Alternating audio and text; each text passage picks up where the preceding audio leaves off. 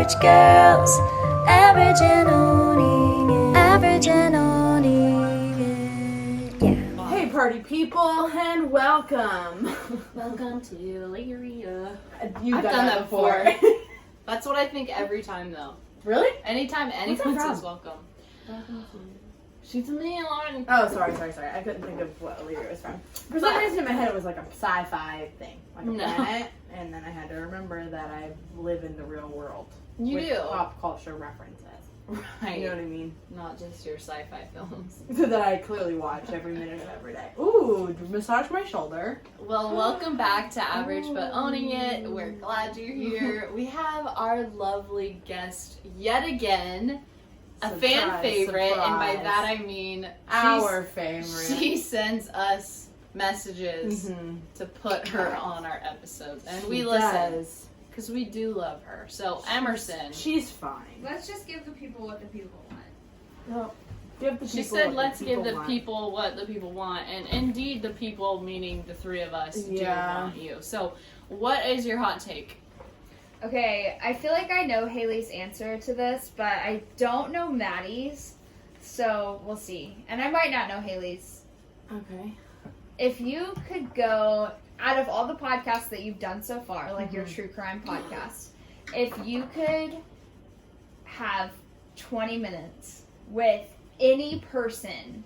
Now, this could be the person who died, this could be the parent, this could be the, last person who saw Maura Murray. If you could have 20 minutes with anyone, who would Do they have to tell me the truth? They're telling you the absolute truth. Like, it's Dominic. not even like they could lie. They, can't lie in this situation. You are Okay. seeing and hearing the absolute truth. I'm stuck between John Bonet and Lacey Peterson, but I think I'm going John Bonet. I knew that would be your answer. She'd have to remember our episodes. I need a refresher. I think that. Okay, do top two then, because you just said Lacey. Well, no, but I don't know. Hold on, I'm gonna look. Yeah, because there might you be. can do top two. Because I also would love to just talk to Ted Bundy for a second. Mm-hmm. And, not just kind of, pick his brain. Oh, Darlie Routier. That could be a good one. Tupac? Is he dead or alive? You know what I mean? Yeah, if you're getting absolute truth. You're getting absolute Yeah. truth. Let's see. Some of these we do know what happens. Dahlia DiPolito, I'm not even worried about it. We clearly know. Really? I would love to know about Charlie Brandt, the Victoria's Secret killer.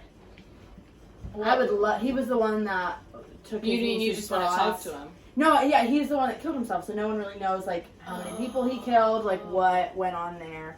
John Bonet is for sure my number one answer. Oh, but I do want to know what happened to Maura Murray. Emerson, this is the hardest question. Yeah, that's good. I want to say, I definitely want to know John Bonet Ramsey and Stacey. Scott and Lacey? Scott and Lacey. I actually think Scott and Lacey are my number one. Really? Okay. Yeah. And then I want to do, were the Freeman and the Bible girl, was that a mystery? Yeah, that was a mystery. Okay, those ones. Really? I didn't know you were that invested with that one. And that one freaks me out because they were friends, they were together, it was like a double thing, right? Yeah. And there was so many people involved. Mm-hmm. And there was so many split tracks that it could have been. Conspiracy things. Yeah. I also would love to know who's behind the Tylenol murders. Oh, yeah. I guess we're choosing all of them right now, but... Mine is Scott and Lacey and the Bible Freeman girls. Okay, so not John Bonet. No. Okay, mine's John Bonet, potentially Scott and Lacey, but I also would really like to figure out what happened with Maura Murray.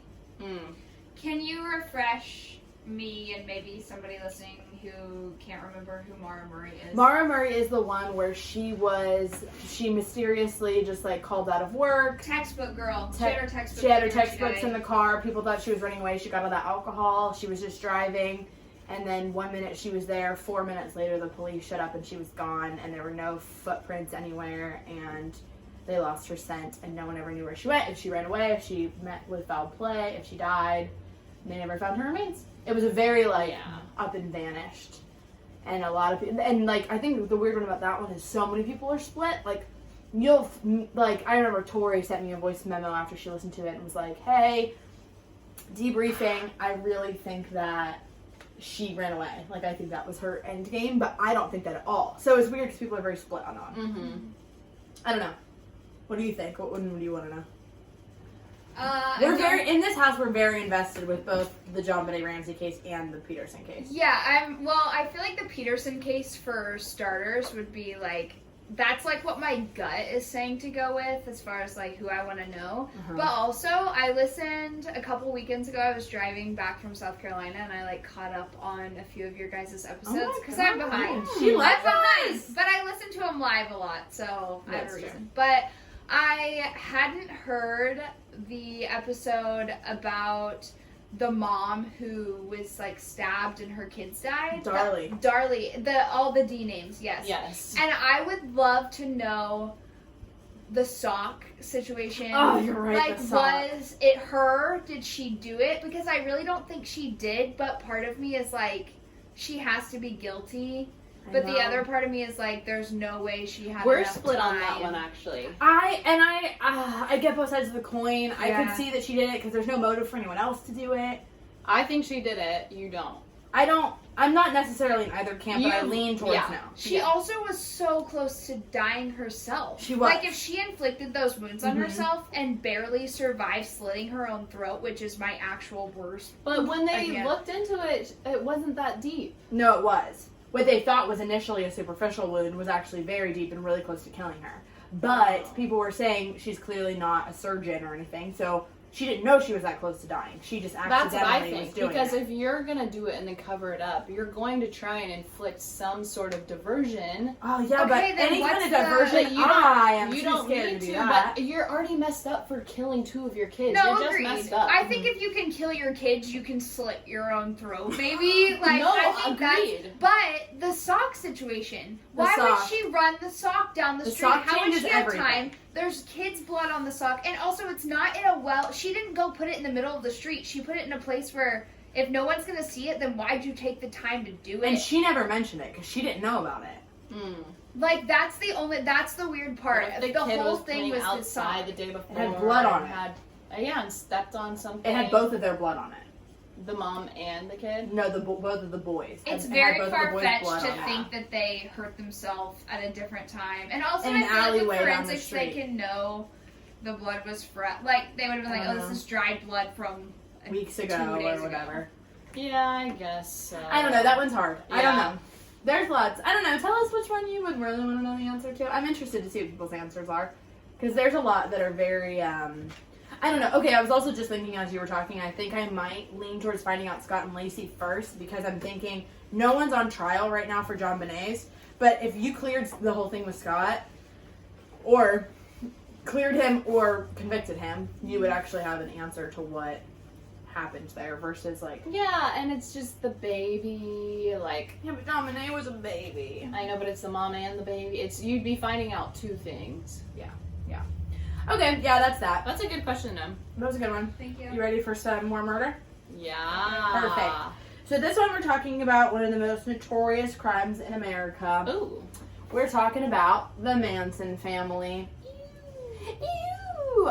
Whenever I mentioned this to Maddie, she said, and I have no idea. So I've heard the Manson family before, for sure, but I don't know anything about it. So here's one of my favorite things. So one of my professors, my social work professor, who's my supervisor now, she's amazing, Dr. A. She tells us the story that in college, in her, I don't remember, but her master's program. You've told this on Yes. a podcast before. Oh, I have? Yes. Okay. Well, basically, for those of you that haven't listened, Dr. A had a a class that the professor told them that they would either pass or fail, or not fail, I'm sorry. He would immediately pass them from the class if they were able to write a letter to someone who's on death row, or like a famous serial killer, and they got a response back, they would immediately pass the class. And so she was like, oh, heck yeah. So she wrote to like a bunch of different serial killers and murderers and stuff like that. Oh, She heard back from Charles terrifying. Manson. Yikes. And she and Charles Manson had like an exchange back and forth. And she has yet to, she told us this right before quarantine started. And so she was like, I'm going to bring it in. I'll bring in a copy of it so you guys can all see it because I want you to see it in person. But then we went quarantine and she hasn't been able to show it to us yet. Yeah. So I haven't seen her in person since this happened. So I need to, since she told us this, so I need to see what the heck's going on. Yeah. So I don't know exactly what it said, but apparently she said the first couple of letters were like kind of, not normal. They were obviously, he's a very sick man. So it was like. As normal as they could be. Yes, Yeah. like someone that you just met, but aggressively he started sending more and more. Not aggressively, more progressively. He started sending more and more aggressive Yes. letters that were like starting to freak her out. So she had to stop messaging him. He was calling her like a dumb bitch and stuff like that. And she was like, They were "Fine." letters, right? Yes, letters. Okay. Okay, so if you watch any videos of him, which I highly recommend watching videos of Charles Manson because I'm not gonna lie, they're so funny. They're so funny. Why? Why are they Because funny? he's so sick. Like not sick like old and dying and decrepit. He's like no, creepy. he's creepy, but also like it's very obvious that he is like super mentally ill. He reminds me of working on the dementia unit. Whenever I worked in the dementia unit in high school, like Ew. he says all this stuff. He's a maniac. Like nothing he says makes any sense. He just like talks in complete circles, and he's like a really big phenomenon. Like he's the first ever cult that happened in America that people were like, "What the hell is going on?" Like this is the first time anything like this had happened. So he is, and something to note too, if you do watch a video of him, and I'll probably post a clip of him, but the version of the guy that he was right before he died a couple years ago, he is not the same guy that was in the late 60s that like transfixed all of these young women and created this monster. He was like super charming, your average cult leader. Yeah. Your average cult leader, you know? Okay, so backtracking, because most people know the name Charles Manson in general. Do you know anything about him? I feel like once you start talking about it, I'll recall a little bit more, Okay. but right now, no. Okay. Starts in 1934. Charlie is born. His mother is 15 whenever she gets pregnant with him, and his father is absent. Now, he described himself as an interview as, and I quote, a street child, a runaway little girl. Like, this is the kind of stuff that he says. Some of the stuff I'm going to quote him on is hilarious. It just doesn't make any sense. So, his mom is sent to prison for armed robbery when he's super young, and he just refers to her as a liar. He doesn't care about her. Yeah. Like, she's apparently the worst. There is a haunting foreshadow in grade school for Charlie because he was a kid, and he's on the playground, and he got all of these girls in his class to beat up a boy and attack him. Like a random kid on the playground that he didn't like very much. Then the girls get in trouble, and they say, well, Charlie told us to. And so people say, like the teachers get involved, and they're like, Charlie, why did you tell all these girls to beat up this boy? And he said, it wasn't me. They were doing what they wanted to do. Which ends up being the exact story that happens later. Dun, dun, dun, dun. Charlie is sent to Boys Town, which is like a rehab center, basically. When he's 13, after an armed robbery and car theft charge puts him there, and he's like basically an orphan because his mom doesn't, he's like in and out of foster homes and stuff. Mm-hmm. So the kid has it rough. Like, it's clearly Yeah. a bad situation. So he lasts 4 days in Boys Town when he and another kid steal a car, and they get all the way to Utah before they're captured. So in 1944, he goes to juvenile prison until 1954. So he's basically raised in juvenile hall. Oh. Yeah. But in prison is where he hears the Beatles for the first time. It's kind of like the coming of the Beatles. He listens to, Dale Carnegie? Sure. His name? I think. How to Win Friends and Influence People. That book. He listens to that. He learns from Scientologists That's about not how how you to say his influence name. people. Okay, but here's the thing. In Pittsburgh, we all said Carnegie, and It's Carnegie. everyone else says Carnegie. But from, like, Carnegie is, like, in Pittsburgh. Like, it's from Pittsburgh, so I don't know which one's right, but everyone in Pittsburgh says Carnegie. It's for sure Carnegie. I don't know if that's accurate. It is. I'm with Maddie. But there's, like, a city Carnegie Hall? in Pittsburgh that's Carnegie. Carnegie Hall. It's Carnegie It's Hall. It's Carnegie, like the music. for sure. No. Have you seen the movie August Rush? We'll put No. a poll up. Carnegie. I'm telling you, anybody from Pittsburgh's going to say Carnegie. Okay, we'll see. Well, I actually talked about this in high school. My friend Monica, I still remember it because we argued about it. Because she was like, I know what we learned, like where we live, but everyone else says Carnegie. And I was like, I just don't think that's accurate. Like, I know everyone else thinks that, but everyone from Pittsburgh, where it's from, No, no. There's got to be an interview somewhere where he says his name, and we'll see. It's Carnegie. I don't want to do this anymore. Okay. Now I lost my place because you're gonna argue with me about stupid shit. Okay. Don't be mad. I am. Okay. He uses his time in prison as a time to thrive as a criminal after his release and not get put back in there. So Manson learns that he isn't going to be paroled, and no, I'm sorry. He learns that he is going to be paroled, and he warns them right before he leaves. He has like a moment of clarity, and he says, "I'm not ready. I can't go out there. Like, I'm going to go out there and be I'm going to go out there and make poor decisions, basically." And they don't listen to him because they said the jails were overcrowded, so they just send him out into the world. And so one of the documentaries that I watched, they were saying, to understand why Manson did what he did, we have to understand the context of the time and place in which he did it. It's a time in history of great unrest. There's riots, there's the Vietnam War, it's the free love, free sex movement, it's the summer of love in San Francisco, which is where he gets released to. Apparently there's a general air at the time of we're going to change the world, and Charles Manson is fresh out of prison, not unlike the rest of everyone else. He is really magnetic, and so is California. Everybody's going out to California at this point to like find themselves. It's like the big thing. They say that sexual prowess is his main way of getting young women to come near him. It's super common around this time for bands of people to get together, sell their belongings, and get in a bus. Right. And like all these middle class people are like, you know what? Let's go find out what life is really about. We'll do acid in a bus. Like that's what's going on. Oh, honestly, that was such a weird time. In another life, in history, I'd be doing acid in a bus. Oh God, a repurposed school bus. Tell me you can't see me doing that. I can't. You can't? No. Really? Because I'm too high maintenance. In that, and you would just be scared. You're right. Aw, maybe I think I'm cooler in my head. Emerson is gesturing smoking weed. I'll cut that for you. No, smoking is sick. Okay, I could do that too. One of the women that we'll come back to in a second, she says, basically her way of describing that time was, I was an empty person that was filled with Manson rhetoric. He is taking middle-class girls from San Francisco who've left their families for this movement, and he's conning them into following him with offering all the sex and drugs that they could ever want. You said San Francisco. Is that what I said? San Francisco. San Francisco. Like, I just have an accent, but only when I say San Francisco. They decide that they're going to move the party from San Francisco to LA. Which is in a weird... Why do I have it like this? Okay, anyways, this is... that we're going to come back to that in a second, because I have this all over the place, apparently. They move into what's an abandoned movie studio. That's just like... It's like this cool-looking, like, Western... place that no one goes to anymore, so they like kind of make it livable, but it's also kind of a hot mess, and they don't care because they're on so much LSD. Why does it matter? Right. So it's like an isolated area outside of LA. Apparently these are some of the rules of once the people that are involved. There's about 25 of them at the point that they moved. They weren't allowed to talk about their past at all. You couldn't have watches because the goal was that time is supposed to disappear. You're supposed to be on another playing field, and apparently Manson described it as like, you need time to disappear because man created time. What happened and there was a world where time wasn't created, time just passes and it doesn't matter.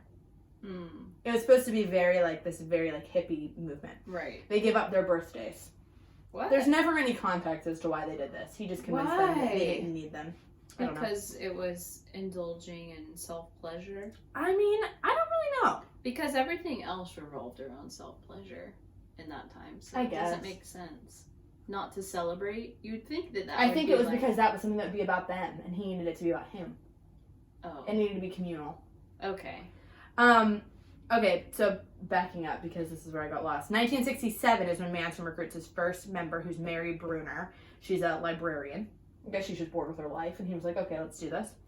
Then he takes Lynette Fromm, and that's whenever he realizes that he is great with young, impressionable girls. And he's, like, convincing them that they're going to be his girlfriend, and then he just, like, slowly introduces more girls into the picture of, like, and these are all my other girlfriends. And we're all a family, and we're all going to have sex. And they're all eventually, like, okay. But that's the era where, like, everything is sex positive. Yes. Orgies are, like, a thing. Yes. And... at this point, we'll kind of get into his mind control stuff that he did with them, where, like, he's providing them LSD and convincing them while they're on LSD that this is cool, and they think, now they're associating it with this, like, open-minded. Yeah, like, oh my gosh, I had this moment whenever I was on LSD and I realized I can have sex with you and him and her and it's gonna be cool. And then afterwards, once they're sober, they're like, oh no, whenever I was on LSD, I had this crazy revelation that this was cool. Mm-hmm. Like, it's this weird, whatever, we're gonna get into that in a second. But in 1968 is whenever he moves the 25 of them to the abandoned movie set. Yeah, and whatever. So, apparently they also believe at this point that he can bring life into dead birds. He can change the weather. Hey, listen, I can resuscitate lizards. Well, I think it's birds. No, I know, but we're in Florida. Oh, okay. Well, we have birds too, though. I know. I'm just saying, like, you walk outside and I can put air back into 7 I'm lizards? assuming that what happened. How does he pull that off? Well, I think they were all high. They're all tripping, and he's not. And he's like taking a dead bird, and then he like manages to get a live bird, and he's like, "Look, this dead bird is now alive." But it's just two different birds. Or he's just holding a live bird really tight, and he's like, "Look, it's dead. I'm gonna make it alive." And then he just stands it a little and flies away. Yeah. Oh my god, that's actually pretty smart. Thank you. Have you done this before? With lizards. Okay. I've done that same thing with lizards. It works. It's awesome. I led a whole cult with that bullshit. Okay. He constantly asks them if they would die for him. And he starts to become more paranoid. He's going on all these fanatical rants about how he hates society. And he draws all these connections whenever they're really high on LSD. He would act out the crucifixion because he was saying, like, man, son of man. He would convince them I'm the Messiah, the Son of Man, and he would act out the crucifixion, and it would be like this really vivid experience for them all, and it was like super visceral, and they were all thinking like, he's the real deal. Oh, isn't that terrifying? And what he would do with LSD is he would give it to himself in smaller doses so that he could still have control, or he would just pretend to take it. And then he would give it to everybody else in like copious amounts, so they're all tripping. Right. And he's like chilling. Microdosing. Yeah. Okay, so anyways. Squeaky Frawn is one of the women who comes to I'm sorry, live what? with them. Her name is Squeaky. She's only known as Squeaky Frawn. I think it's Squeaky Frog. But it might be worse that it's Squeaky Fawn. Frawn. Okay. Frawn, like prawn. Squeaky Frog and Squeaky Fawn. He changed all their names. They were all something frog. Squeaky Frog. Now here's the thing, he found her one day, she was weeping on the side of the road. He introduces himself as the gardener because he tends to all the little flowers that are wilting. He invites her to come live with him and his other free love friends, and so she does. She thinks that it's fate, that he is an angel that stepped in to save her. She is known as the greatest true believer of them all. She's one of the ones that still believes everything. She's alive. Everyone else has come to the conclusion that this is all BS. Squeaky Frawn also did at one point before Manson had tried to assassinate Gerald Ford. What? Yeah. Squeaky. Squeaky. For real, Squeaky. That is too much. I can't believe that. I can't believe she would do something like that. A girl named Squeaky. That's embarrassing if people died. That warrants. He was killed by a woman named Squeaky. The illusion that she's the most innocent human. Yeah. But she looks innocent too. And if you listen, there's all these tapes from her. Squeaky Fawn. And she's like, sweet. And she's a killer. And she was, no, she's not a killer. She's trying to be. She tried to assassinate someone. Well, oh yeah, I guess that's true. Yeah. Okay, anyways. So that's that. Squeaky girl. Squeaky girl. What you doing? Okay, so he would initiate men into the cult by offering them these young, beautiful women to have sex with. Creepy. Apparently the women say if a man wanted you couldn't resist. And it wasn't like a spoken thing, but it was just like, you don't. Like, we all just have sex with whoever, and it would be weird if you didn't. Yeah, consent. Like, what does that even matter? Who cares? You know what I mean? What the hell? Well, that's terrifying. And I'm saying what the hell to that being a mindset. No, what the hell to consent. The other role of the women is to troll for famous musicians. Basically, the pretty girls were used to recruit. And the ugly girls? The ugly girls have other purposes, which we'll get to. At the end of the day, Manson's goal is to be a musician, which we're going to get back to in a second. Okay, so Squeaky is known as the den mother, the maternal figure. She's like the warm figure that like keeps everyone around. Patricia Krenwinkel. What? I know. What are these But names? Patricia Krenwinkel's story is sad because she's real ugly. And and apparently he, like, recruited her by, like, forming this relationship with her that was very much like they were dating. And he had said to her, like, I'm ugly, you're ugly, no one else is gonna love us, so we have to be together. What is the Leah and Rachel who's ugly? You know, the Bible. Oh, yeah, which one's ugly? Leah? I think Leah's ugly, Rachel's pretty. I don't remember. I don't remember either.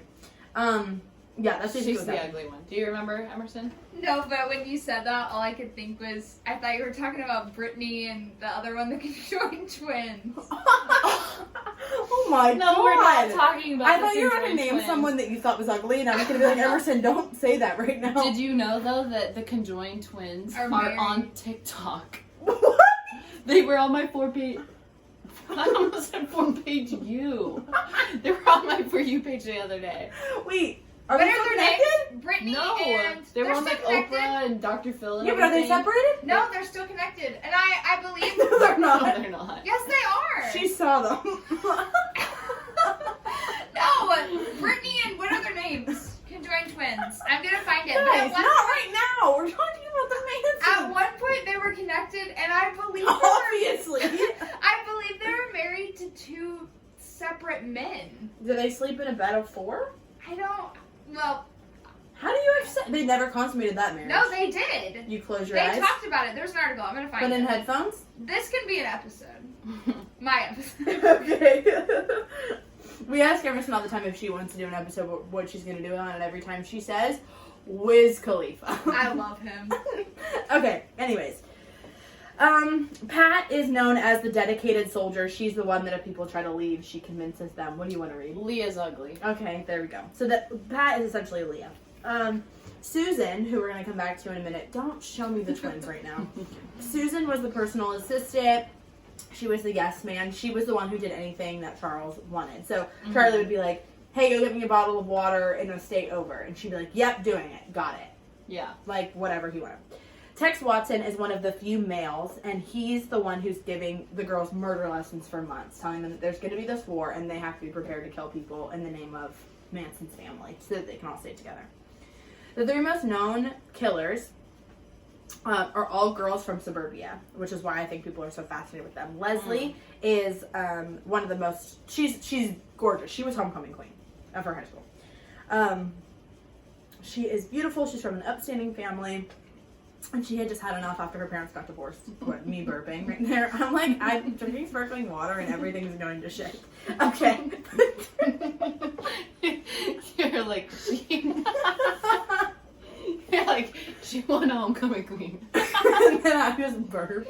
I can't do Fart? No, it's your burp. No, it's not. It's different. It smells. It's not. It was you. Yes, it was. You're like, she won homecoming queen. I couldn't breathe. Oh God, this ginger peach sparkling water is good. Bitch. Oh my god, but Why I'm would just I- take another. Yeah, why would I drink more? Okay. Patricia Krenwinkel has the most average life ever. Her dad calls her a darn good kid in an interview, which just made me really sad. She's a murderer. Yeah, okay. Why did it make you sad? Because she was a darn good kid. I don't want to raise a darn good kid and then them kill people. Well, you don't really know your kid that well. If you think they're darn good and they're murdering people.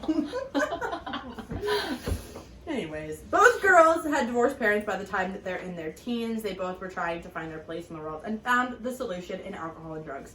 Patricia says that it started for her about 15. What? Now you guys are just laughing at me. No one's laughing. Yeah, you are. You're giggling. Susan Atkins was rebellious. She's the one that dropped out of high school and worked as a topless dancer. Her lifestyle wasn't as picturesque. I don't get it. Why did you have to laugh after topless dancer? Because Emerson laughed. Wait, topless dancers do wear bottoms though. Yeah. If they don't, they just be a stripper? I don't know know what she's wearing on the bottom.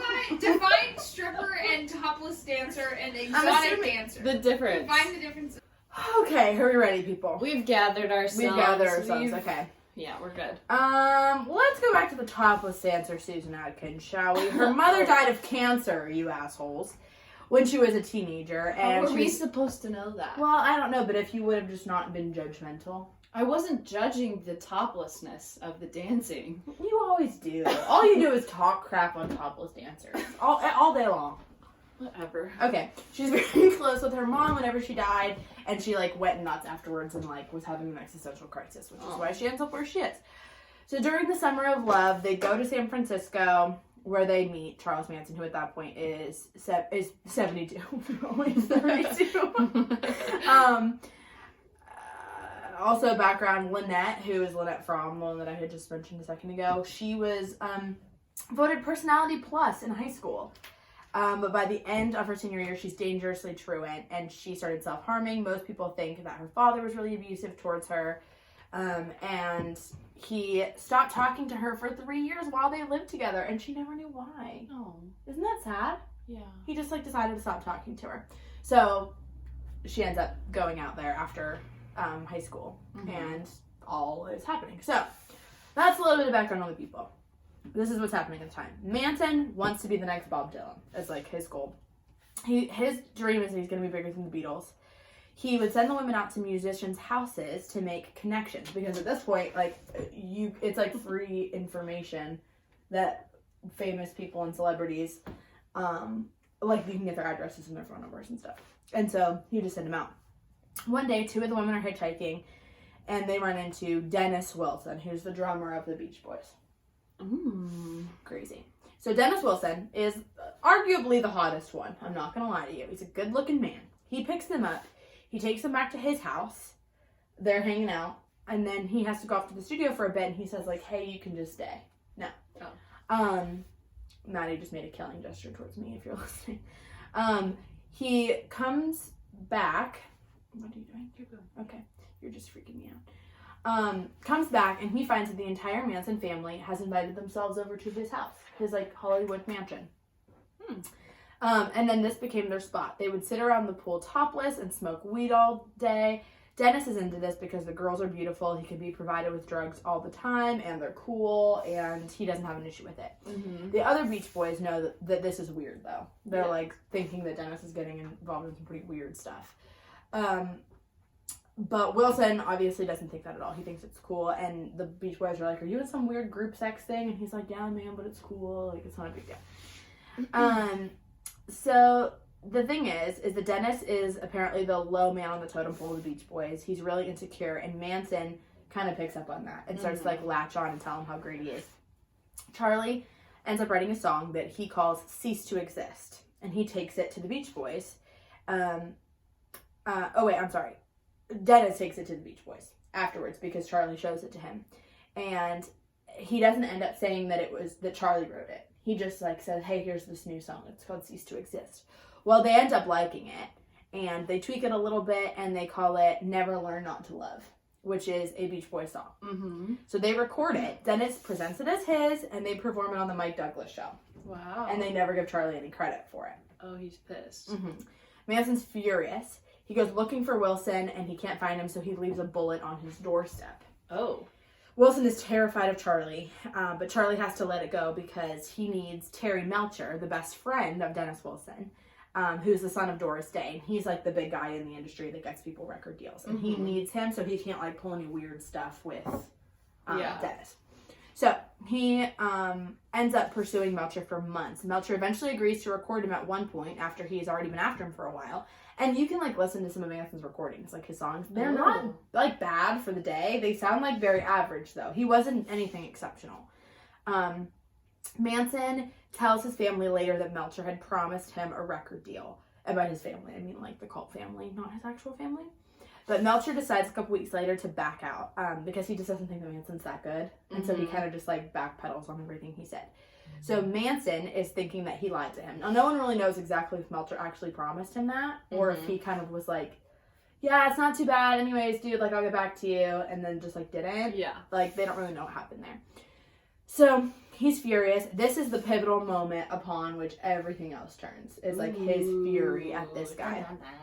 He lives at this house that's on the top of Cielo Drive. Which is like this, it's like a really gorgeous, like almost secluded area, but it's like this nice, it's really pretty. You can like look up pictures and stuff of it. It's like really nice. I trust you. Just look it up, because I know you don't trust me. This ends up being the house that represents all of Manson's scorn and anger towards Hollywood. And even after Terry moves out and a new owner moves in, he's still furious of like what this house represents to him. So the person that moves in is Sharon Tate. She is a glamorous movie star. I wrote she looks like Botox before Botox was a thing. She looks like she's had so much work done, but she hasn't. Weird. Yes, she's beautiful. She's married to Roman Polanski, who's a filmmaker. He's the one who, one of his most famous works was Rosemary's Baby. Have you ever heard of that movie? Yeah, actually. Yeah, it's like a scary movie. It's like about like Satan, basically, and like a pregnant woman. It's like a pregnant woman being, I think she's pregnant with the Antichrist or something. It's like a very scary movie, super popular at the time. I've never seen that, but I think I've heard of it. It's like a classic, kind of. Rosemary's Baby? Yeah. Yeah, for sure I've heard of that. So they decide to buy that house because it's safe and it's serene, and she's like the up and coming, she's like pretty famous at this point, but she like wants to get into more serious roles, but she gets pregnant, and all motherhood is After that she gets actually pregnant?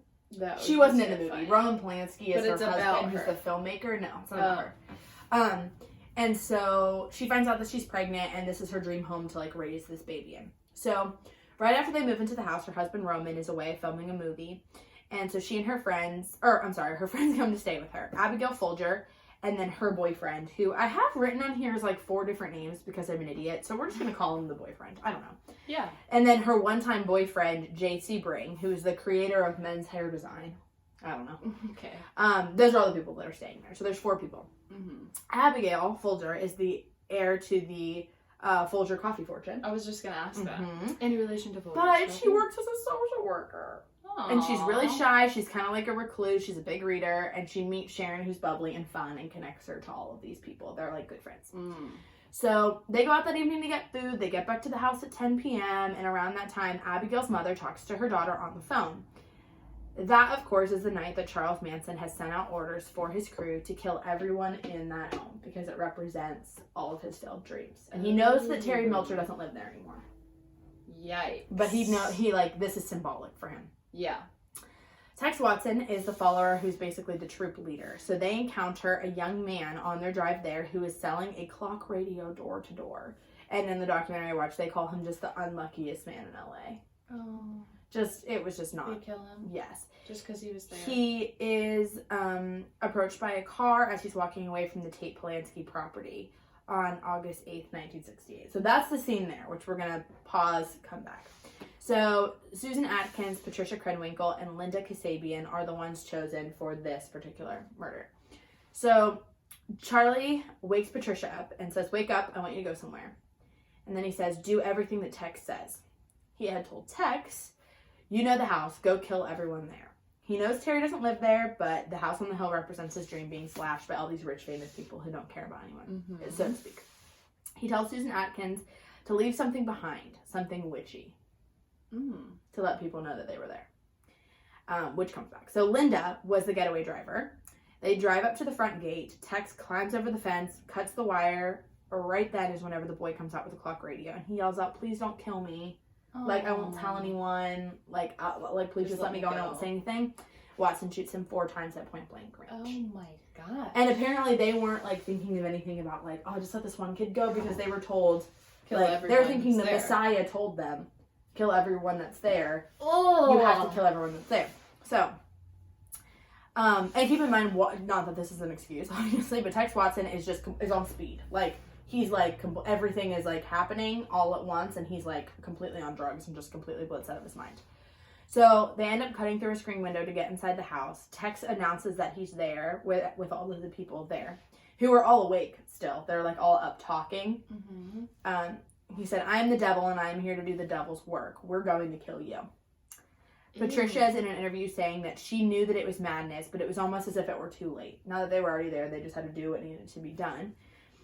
J.C. Breen gets into a scuffle with Tex at this point because he's going to, like, defend Sharon. Watson stabs and shoots him in front of the other three first. Oh my gosh. So they try to tie everyone up. Abigail Folger decides at that point that she's going to make a run for it. So she manages to get undone, and she starts running through the yard. This is when Patricia Krenwinkel runs after her, and she's in a jail documentary. Like, she's talking in this and, like, admitting, because Patricia's, like, obviously doesn't, she's, like, right, I want to say, like, quote unquote rehabilitated now, where she's, like, realizes how crazy all of this was. And apparently she just managed to get Abigail Folger down on the ground, and she's just stabbing her repeatedly. And she said she remembers Abigail just saying, "Why are you still stabbing me? I'm already dead. I'm already dead." Oh god. Like, it was just so much overkill. Now, as that's happening, Watson stabbed her boyfriend 50 times on the lawn when he tried to get away in the backyard area. Susan Atkins is the one who stabbed Sharon Tate to death, stating later that she felt nothing for her, even when she begged for her life and for the life of her baby. Apparently, she was like, "Come back and kill me later. Like, you can come back and kill me. Just let me have my baby in a couple weeks." She's like 9 months pregnant. Oh, she's like, let me do this first. But she said, "We're under strict instructions. Kill everyone in this house. I have to kill you." So she just kills her. Oh my god. Susan Atkins puts a towel in blood and writes on the wall "pig," and which comes back in a second. So they end up getting back to the ranch. Charlie asks how everything went, and Patricia just says, "Charlie, they were so young." So it's all over the news just by the next day, obviously. Who could do something like this? Investigators say that the entire scene was completely covered in blood. It was like a hot mess. Police immediately went to talk to the person who found the body. She's like the caretaker of the grounds. He's released for lack of evidence, and everyone is struck by how weird the crime is. They wonder if it has something to do with, like, sadism and, like, trying to replicate Rosemary's Baby that had just come out because Sharon's pregnant. Like, if this was like a weird something like that. But this is also the time of the race wars where people, like, a lot of the, like, civil unrest that was happening, they were all calling the cops pigs. So they were like, is this, like, people coming at the rich and famous and the powerful? Like, what's the motive? No one knew. Interesting. That was on, what was that, August 8th, I think? August 10th, something else happens. Rosemary and Lino, I think it's Lino, LaBianca are found dead. Apparently the Manson family had attended parties next door. They had never actually met this family. So nobody knows exactly what this represented for Manson. It just was like a random opportunity. Apparently Rosemary LaBianca had cried at the headlines 15 to 20 minutes before her own death. She was out at like a grocery store with a friend, and she had seen the headlines about Sharon Tate, and she was reading it with a friend, and she was like tearing up, and she was saying like, how are people that evil? Oh my god. And then 15 to 20 minutes later went home and met those people. Oh my gosh. So Manson is the one that scopes out the scene first. He comes back from inside the house, gets Tex, gets a few women. He picks Leslie Van Houten and Patricia Krenwinkel. The girls take Mrs. LaBianca into the bedroom. Mr. LaBianca is being killed in the other room by Tex, and he's obviously screaming. And so Mrs. LaBianca is like calling out for him. Tex comes in when he's done and starts stabbing Mrs. LaBianca. He hands the knife to Leslie and says, "Manson said that we all had to get our hands dirty. Go do something." So she hadn't killed anyone at this point. She's like standing there, like not knowing what to do. And so she goes and stabs Mrs. LaBianca 16 times. Afterwards, she dips a towel in blood and writes "death to pigs" and "helter skelter" in the wall. And helter skelter is basically like their whole thing is like a race war is going to happen, and the only white people that were going to survive are going to be the Mansons because they're like the chosen people. And so she wrote "Helter Skelter," which is what that is, and that's a Beatles song. That is not. It was just one of his twisted things. After that they take chocolate milk and watermelon from the fridge, have a little snack, and head back to the ranch. They had a snack. They had a snack after they killed people. Mm-hmm. It takes a lot out of you. Ugh. Yep, alarming. That's So disgusting. now the whole city is in panic because they're thinking clearly the motive isn't just famous people because the LaBiancas are just local grocers. Oh. Yeah, like what the hell? So all they have is speculation. They found weed and narcotics at the Tate scene, so they tried to take a drug route. And LaBianca had gambling debts, maybe it was related to that. But at the time, the two crimes aren't even connected. Right. Which is weird. So they which they should have been, but two different groups are working on investigation. So it makes everyone was like, clearly these are connected, and the police were like, no, we're going to deal with them as two different crimes. And everyone was like, that doesn't make any sense. Yeah.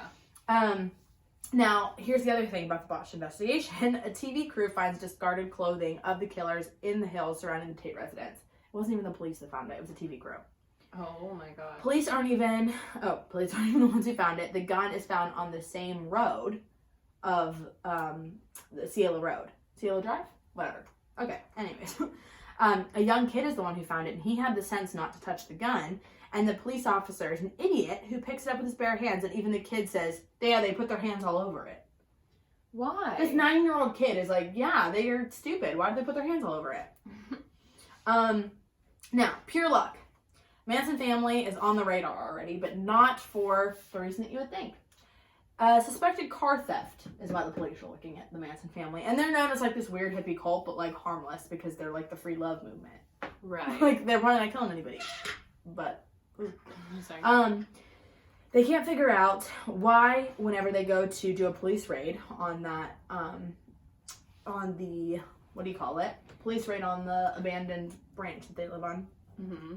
Why Manson seems to be really relieved whenever they tell them that they're there to investigate a car theft. The next day in the paper, there's a story about the raid next to a story about the murders, not even realizing that they're the same group of people.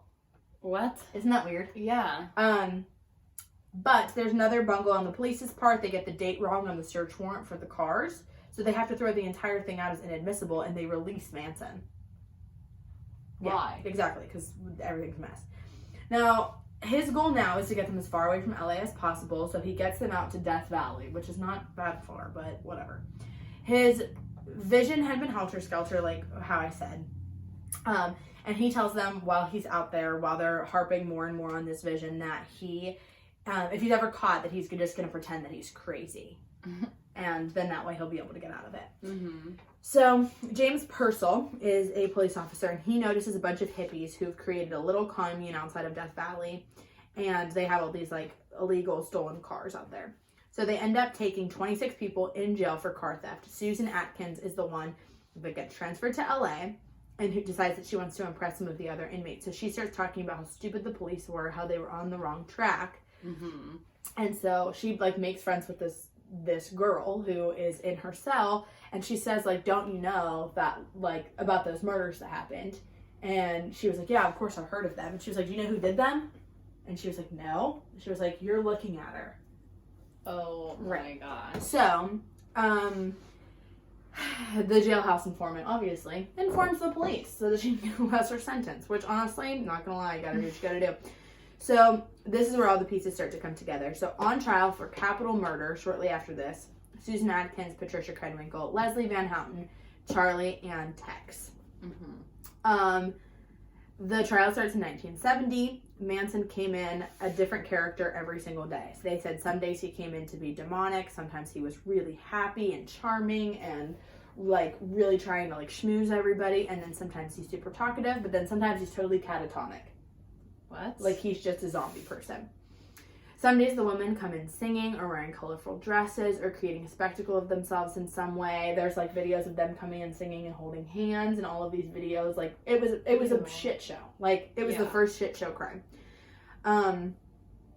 Patricia Krenwinkel says now that everything was orchestrated. Manson would tell them ahead of time what they were going to do, and they would go do it. And I don't know what, they never clarified how exactly he did that, like if they were in rooms together, which doesn't, I don't think they would be, or if he was calling them.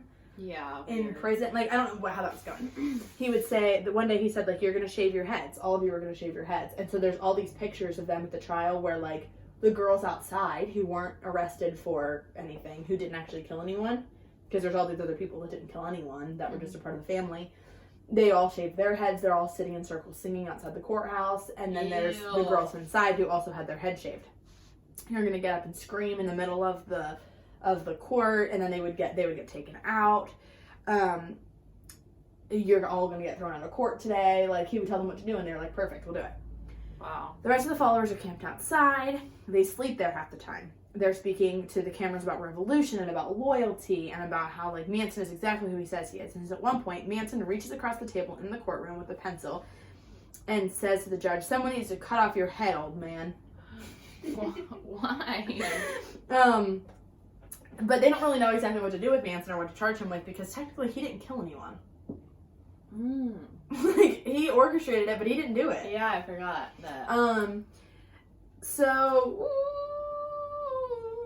now Linda Kasabian is used as an eyewitness by the prosecution, so she gets immunity for being the driver if she can tell them everything about what happened. And she's like, perfect, awesome, let me tell you everything. So she says that Abigail Folger's boyfriend, whose name I don't even know, very long, comes running towards her with the car, running towards the car bleeding. That's whenever Tex is running after him.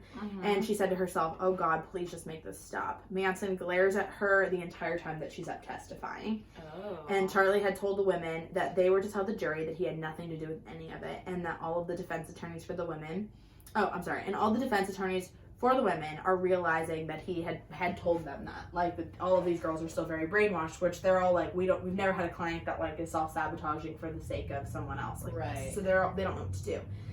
Now, here's something crazy that people don't really talk about. Ronald Hughes is Leslie Van Houten's attorney.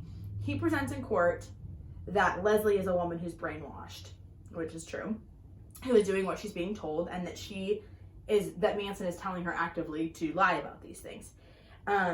Manson stands up in the courtroom and says, attorney, I don't want to ever see you in this courtroom again. Okay. That's what I said. But then they don't ever see him in that courtroom again.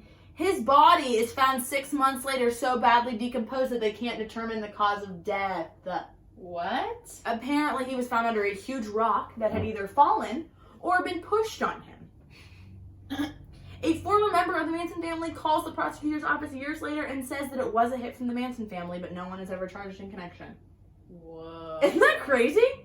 No one ever talks about that. No, yeah. I mean, I've never heard any of this, but yeah. Yes. Oh, and there's another murder that is slid in there that I just may have forgotten. There's another human.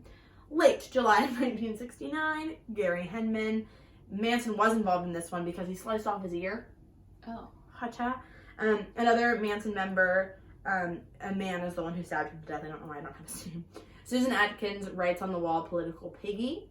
But he's just an anonymous hippie, so it's not really looked into too much. Anyways, let's back up, shall we? Anyways, the jury's out for 9 days after this whole thing happens. All 5 of them are found guilty of first-degree murder and conspiracy. They are all sentenced to death. But the death penalty has been overturned in California, so they all have life in prison.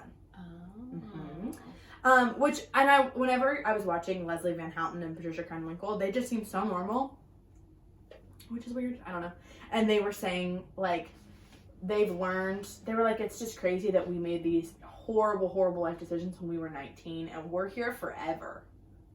Like, this ate up everything, and, like, it's deserved. They, like, know that they're like, no, we're not trying to get out. Like, we're gonna make the best of what we have now. But, like, you were brainwashed when you were 19, and now you're spending the rest of your life. Like, think of, like, you at 19. Like, right now, you would be in prison. Yeah, forever. That's crazy. Okay. Did you know there's a difference between a life sentence and being sentenced to life? Sorry, I didn't find a device named Fan. Gosh. Alexa, no one was talking to you. A lot of people don't know that. That's why when they hear, like, you have 3 life sentences. Yeah. They just think it's for like, dramatic right. effect. Yeah. But it's like 15 years plus 15 years plus 15 years. And So then you to have life 45 is years. until you're dead. Mhm. Which, why do they do that? It's just the terminology sounds weird. Because there's I used to know off the top of my head. There's a reason that's different, because a life sentence. A life sentence is. Nope, I don't remember. I'm gonna find out, because I remember that I used to know that information, but now I don't. I'm getting old. I'm kidding. Okay, so then in the interviews that, again, are so crazy, when asked, you were convincing them that you were Jesus Christ, how did you do that? Yeah. This is Diane Sawyer. He said, I was just being myself. All men is Jesus Christ. All men is Jesus Christ. And she said, really? And he said, yeah. Just, Literally, his interviews are hilarious. he just fully believes that. And that's the thing. People are like, is he crazy or is he pretending to be crazy? Yeah. No one knows. Manson is the one who... Oh, by the way, Manson is the one who bound and gagged the LaBiancas, too, by the way. So he was involved. Yes, but he wasn't the one who killed them. Right. He was involved, but he didn't kill them. Yeah. I don't know why I didn't really have an ending. Yeah. So yeah, Manson ended up dying in I think 2010, I'm pretty sure, or 2013 or something. He dies in prison, very old and very demented, and he had an upside down cross carved into his eyebrows by the time he died. But yeah, he was still either believing or pretending to believe everything that he preached, and I think there's like one other person that believes all of his crazy, one of them being Squeaky, and then the other one, I don't know who the other one is. Squeaky. But everybody else has like come to obviously realize that it's BS. Apparently Tex Watson is like a born again Christian now, and I think Patricia Krenwinkel's not, but she's like really turned her life around and is like doing all these programs and stuff. Leslie, I'm pretty sure it's Leslie Van Houten that has like brain cancer. She might have died actually. She had brain cancer, and they were considering paroling her for like her last couple of months alive, but I don't think they ever actually did. I'm gonna see if she died or not, because I don't know. But yeah, what do you think? Awful, awful, awful, awful, awful, terrible, scary. Leslie Van Houten is I think she's still kicking it. See, look how like she's beautiful. I think she's still kicking it. Death. Yeah, she. Well, criminal penalty is death. I thought I was gonna say something about her. No, I think she's still alive because it doesn't say death. She's 71 right now. Wow. Isn't that crazy? Because she literally did this whenever she was like 19 years old. And she's been in there since then. But how do you let a mass? No, you don't. I'm not saying it's a bad thing, but still, it's just crazy. Yeah, it's crazy. It's crazy that someone can have that much influence and power. It just seems so nonsensical. I would love to just have an interview with Charles Manson, like a couple of like some sessions with Charles Manson to figure out if he's actually crazy or if he's faking it. I would not. Well, not. I never want to see the guy. Wait, after we're done with this, we're gonna watch some interviews with him because you're gonna die. They're hilarious. Okay. And also terrifying. Okay, I'm ready. Alright, everybody. Let us know if you want to meet Charles Manson. We'll set up a meet and greet. Average will owning it. Yeah. We've never done that. Bye. Bye. Average and owning it.